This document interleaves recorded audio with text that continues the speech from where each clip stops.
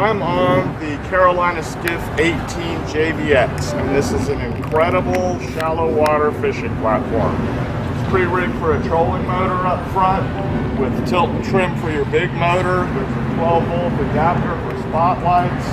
Got a nice big front deck with storage in it. A real nice console with rod holders.